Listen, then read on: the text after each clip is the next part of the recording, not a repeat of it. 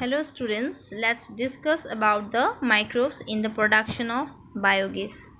Okay, so from the term you can know biogas, that means the gas which is produced with the help of biotic agent. Okay, first see what is biogas. Okay, biogas is a mixture of gases produced by the microbial activity that can be used as fuel. It is a methane rich fuel gas produced by anaerobic breakdown of biomass with the help of methanogenic bacteria. So it's very simple. Biomass bilak hobo breakdown hobo with the help of methanogenic bacteria and it produced methane. Basically methane or compound to methane ki hobo basic thakibo hey gasot. Okay, so methanogens bilake produce methanogenic bacteria, that means what they are. Yet dia ase swa methanogens, that certain bacteria that grows anaerobically on cellulosic material. Tamane ki bujisa cellulosic material ko thake plant materials bilakot hai na, cellulose ko thake, it is the cell wall of plants.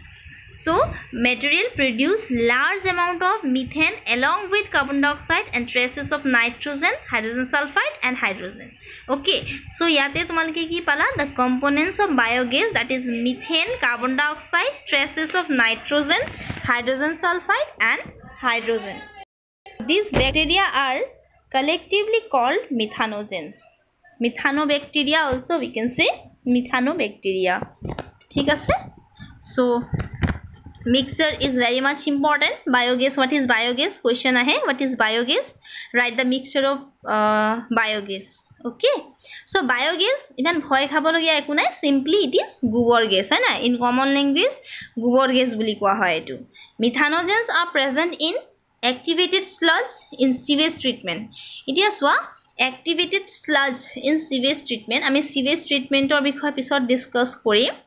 Sludge, that means jibilak sewage mane ki hoise jinbilak letera pani, actually in simple letera pani bilakot ki thake jibilak tomar materials thake, organic inorganic compounds thake, he compounds bilakok ekelage ki kora hoy jeta treatment dia hoy tar pora juntu sediment portion thake hetuk ki boli koa hoy sewage. Okay, and sludge to hoise juntu watery portion thake, activated sludge rumen of cattle.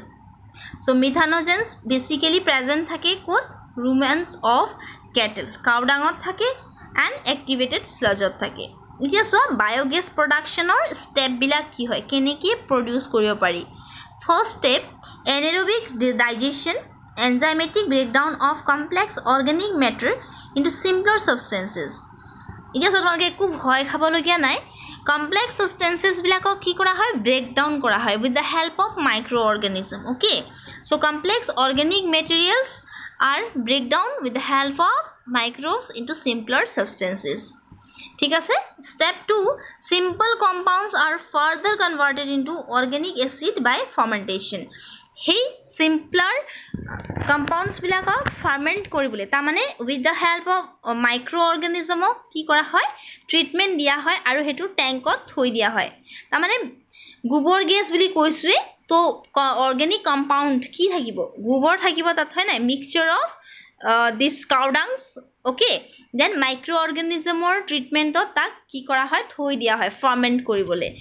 After that, step 3, organic acid acted upon by methanogenic bacteria to produce methane and carbon dioxide. Aru jetia etu thoi dia hoy completely tak ki kora hoy cover kori jetia thua hoy tar pora ki hoy gas produce hoy and that gas is methane and carbon dioxide. It is what technology. Okay, so biogas technology, the excreta of cattle, that is gobar, is rich in methanogen bacteria and is used for generation of biogas, also called as gobar gas.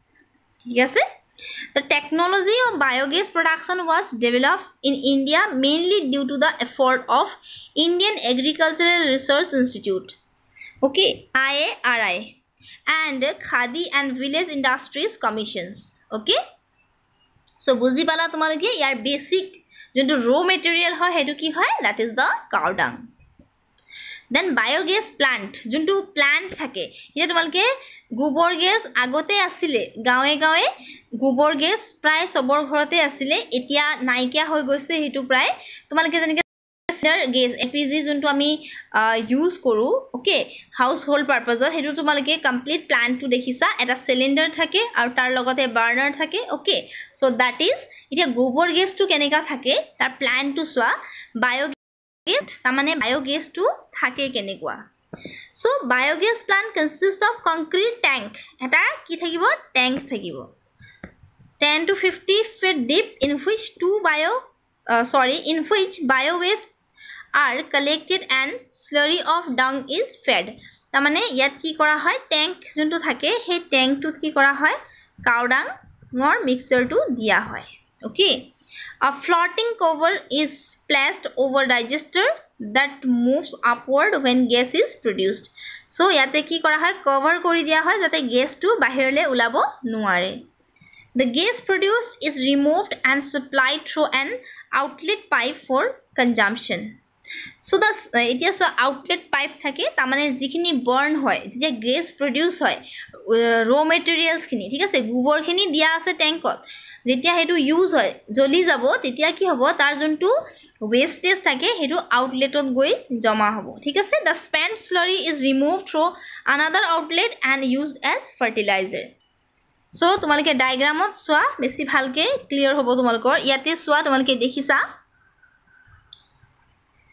cow dung and water mixture কৰি ইয়াত প্ৰথমতে দিয়া হল এটো হৈছে inlet ঠিক আছে ইয়াৰ পৰা কি হ'ব গোবৰখিনি দিয়া হয় দিয়াৰ পিছত এটো এন্টাৰ কৰিব যোনটো ডাইজেস্টাৰ থাকে or we can say it is fermenter এটো fermenter বা ডাইজেস্টাৰ বুলি আমি ক'ব পাৰো because গোবৰখিনি ইয়াতে কি হ'ব জমা হ'ব যেতিয়া তুমি ইয়াতে কি হয় গোবৰ আৰু পানী মিক্সচাৰখিনি দিয়া হয় after that এটো কমপ্লিটলি কি কৰা হয় ইয়াক কভাৰ কৰি দিয়া হয় okay so this is the gas holder এতিয়া সো fermentation of পিছত gas produce হৈছে আৰু ইয়াৰ পৰা এডাল পাইপ আহিব এটো gas দেখিছানে ইয়াতে থাকিব এটো কিচেনৰ ভিতৰত ইয়াত থাকিব বাৰ্নাৰ ওকে ইয়াৰ পৰা কি হ'ব gas যাব আৰু ইয়াৰ পৰা we can cook okay and যোনটো waste material এটো sludge এটো কি হ'ব আউটলেটৰ পৰা বাহিৰ হ'ব আৰু এইখিনি ইউজ কৰিব পৰা যায় agriculture okay etu ki hoy bhal manure hisabe use koribo para jay it is a typical biogas plant tumalokor NCERT bookot dhunia ke dia ase plant tu okay so the biogas plant is more often built in rural areas as large amount of cattle dung is available moi tumalokor kolu je biogas is ki hoy biogas is simply gobar gas so rural area bilakot ki thake basically goboror quantity thake so rural area bilakot ki kora hoy biogas basically thake okay so advantage ki tar soa biogas or advantage ki so provide both energy and manure energy produce koribo logote ki hobo manure mo kolu tumaloko kenike manure how the effluent residues left after the fermentive generation of biogas is rich in mineral, lignin, cellulose, etc. and serves as ideal manure. ठीक है से? Environment friendly होय, does not add to pollution. कुनु pollution न होय याते, है ना? Storable form, more efficient and economic. कुनु खरस नाय, आसे जानू नाय cow dung तो इनेও কি কৰে মানুহে পেলাই দিয়ে, है ना? So হেতুকে use কৰিব পাৰে যায়.